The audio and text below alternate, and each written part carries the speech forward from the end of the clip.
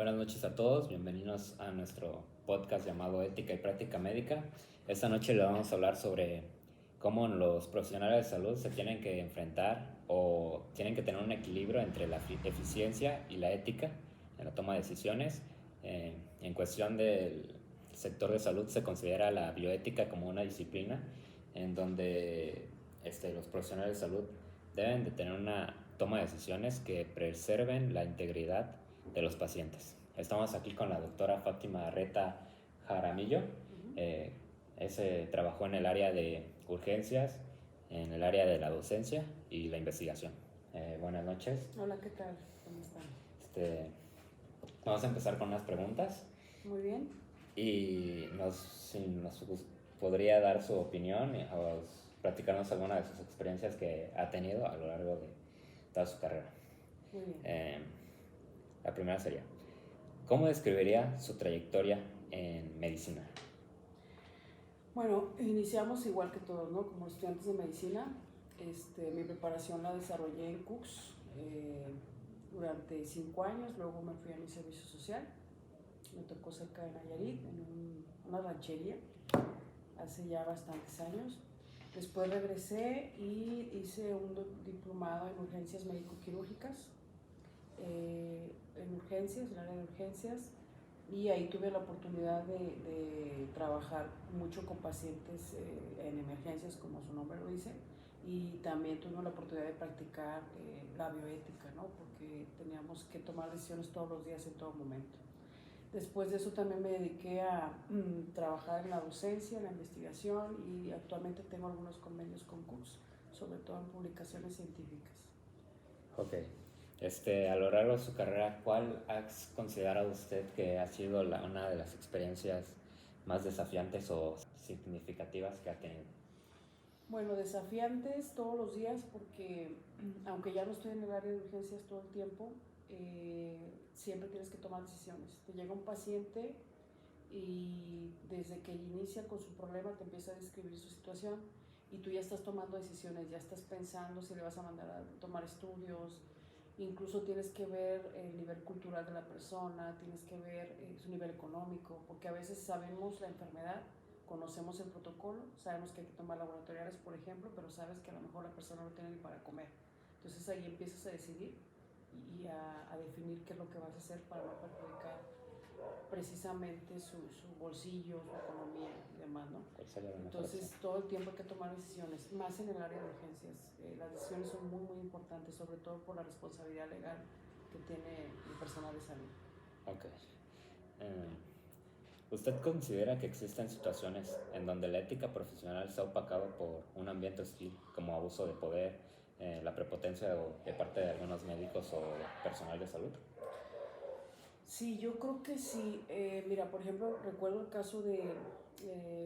existen médicos muy preparados que tienen alta especialidad y de repente, como el ambiente a nivel medicina es de mucho de jerarquías, hay médicos que se sienten como dioses, ¿no? Entonces, recuerdo el caso de una paciente de 17 años que estaba en terapia intensiva.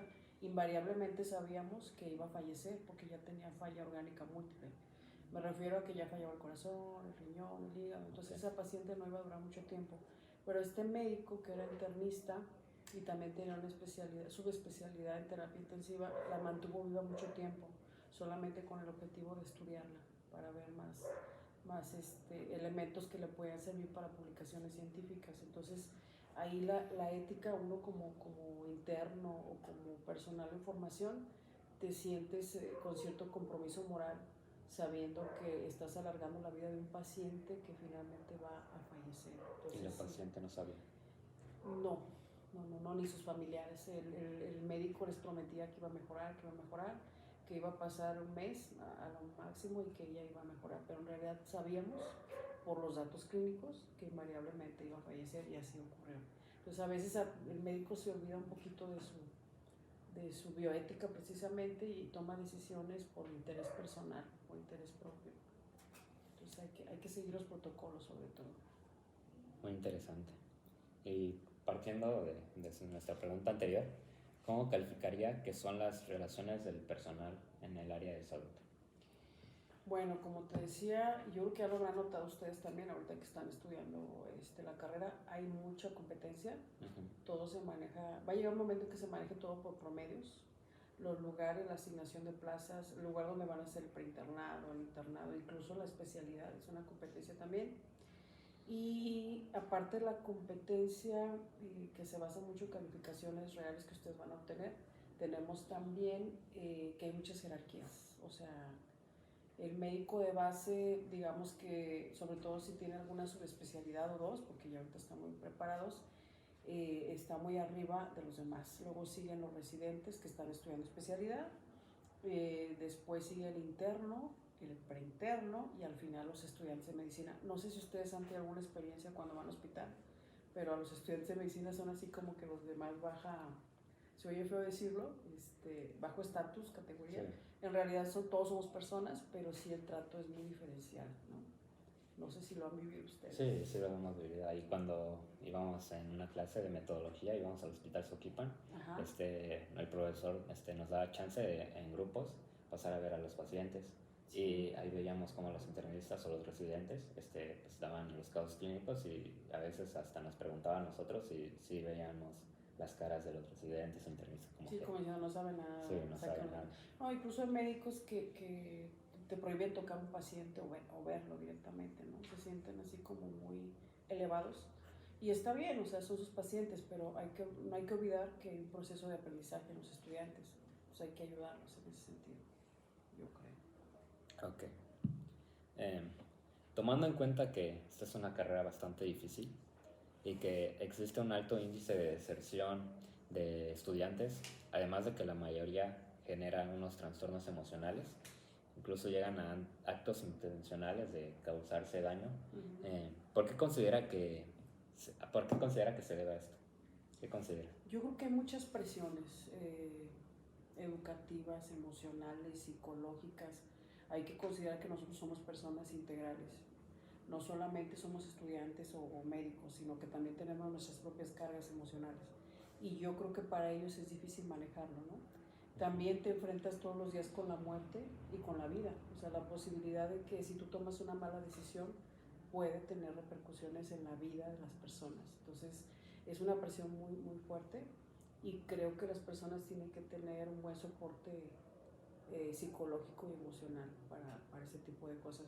No sé si te comenté que cuando yo estaba estudiando, pues ya hace varios años, hubo 9 suicidios de estudiantes de medicina. Entonces abrieron el área de psicología para atención especial, porque hay muchísima carga emocional. Ok. Sobre todo en el CUCS, ¿verdad? Que es donde CUCS, estudió. Mucha presión.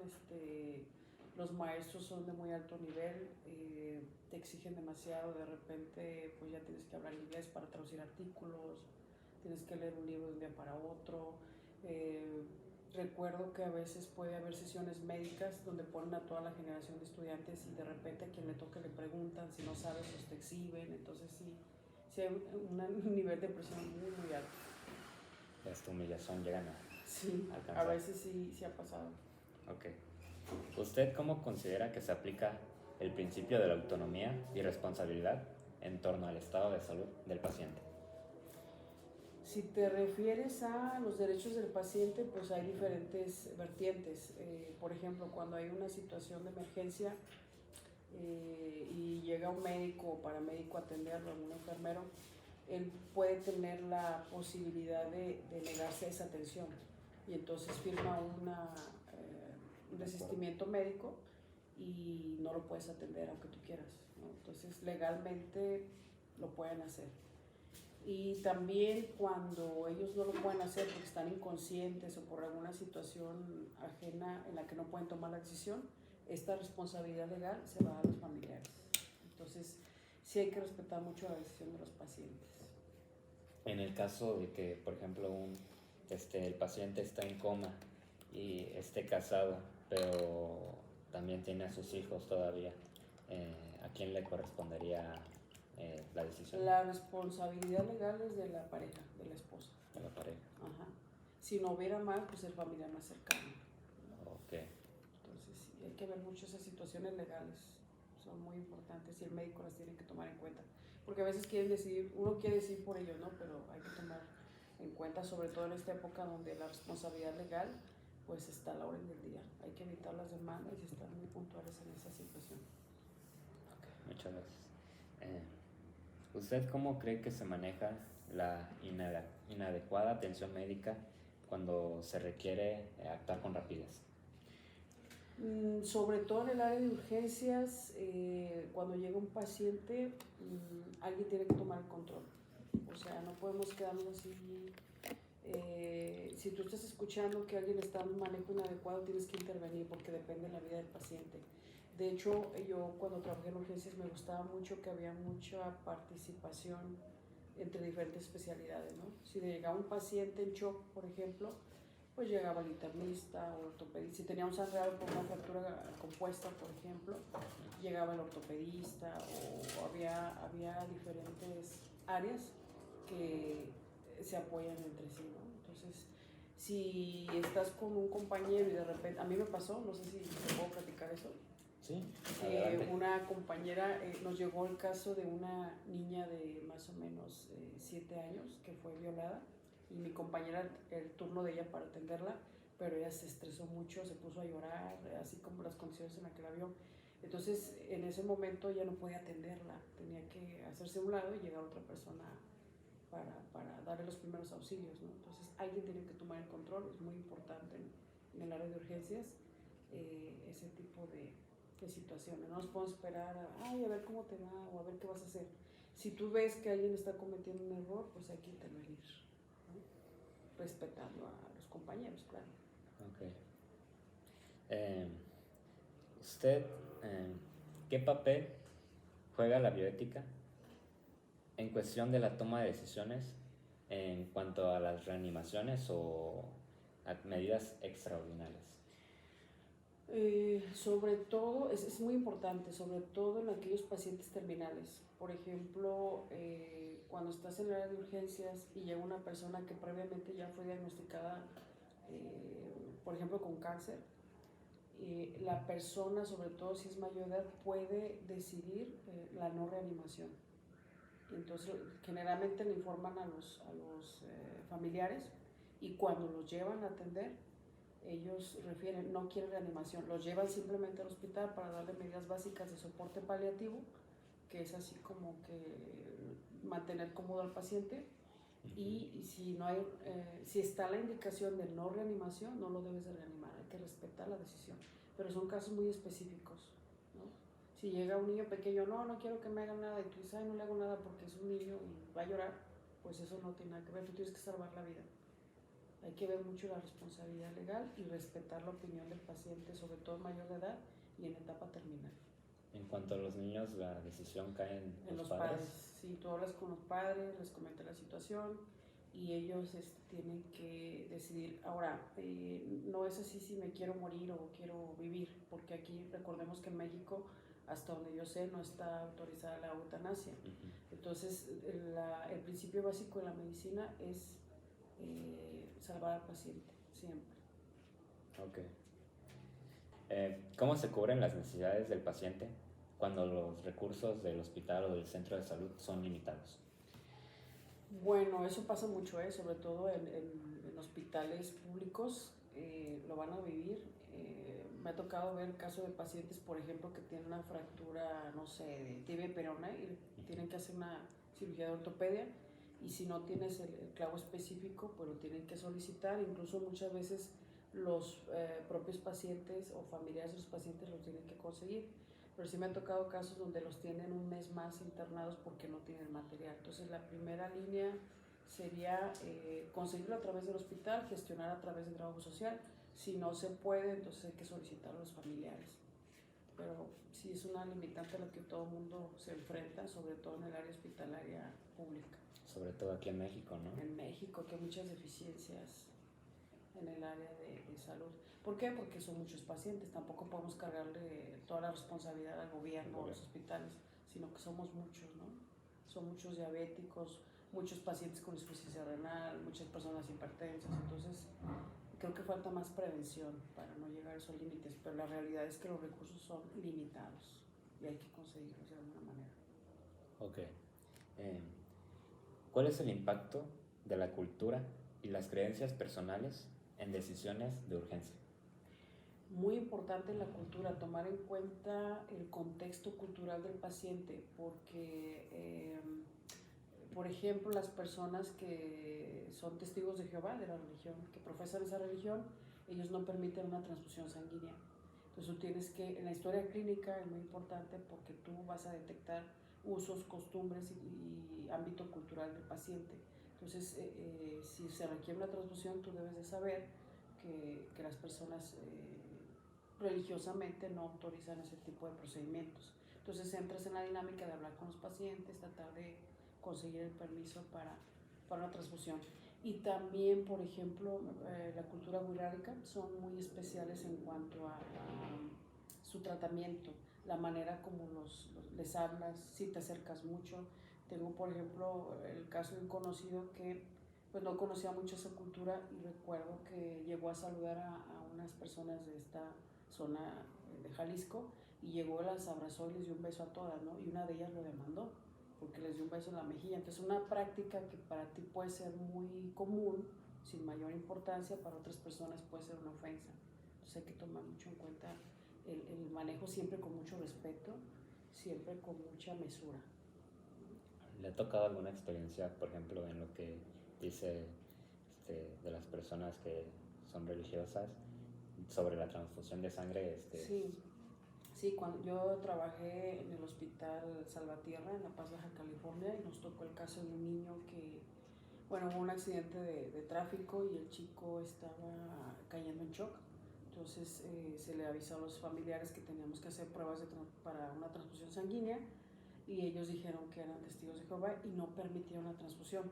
El médico de base encargado de este caso habló con ellos, les insistió, el niño estaba ya por fallecer y lo que hizo esta persona fue transfundir la sangre sin que supieran los papás para salvarle la vida. Entonces estamos hablando de hace 20 años, o sea, no había un comité de bioética específico, porque en este caso pues sí es un caso muy importante, ¿no? Tendrías que externarlo y solicitar un permiso especial a una comisión médica para que no haya este tipo de problemas, porque en realidad te puedes meter en una demanda o en una situación muy delicada. Hay que revisar todos esos puntos. Ok.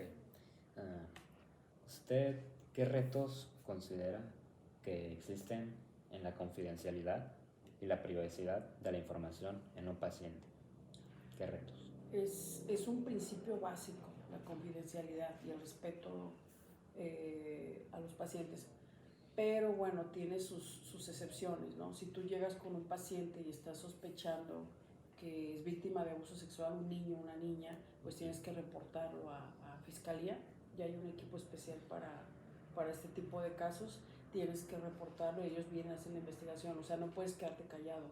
O por ejemplo, si hay un caso de síndrome de niño maltratado, que son niños que sufren pues desde pequeños violencia por parte de los padres de manera crónica, también tienes que reportarlo. No podemos cerrar los ojos y decir, ay, pues es confidencial, hay que se encargue la familia y yo ya me voy, ¿no?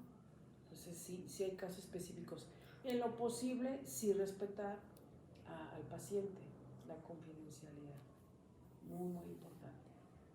Ok, y ya para terminar, ¿cuáles son los valores y retos que cree que una persona se enfrenta en el área de la salud? El principal reto, creo yo, es la toma de decisiones diaria.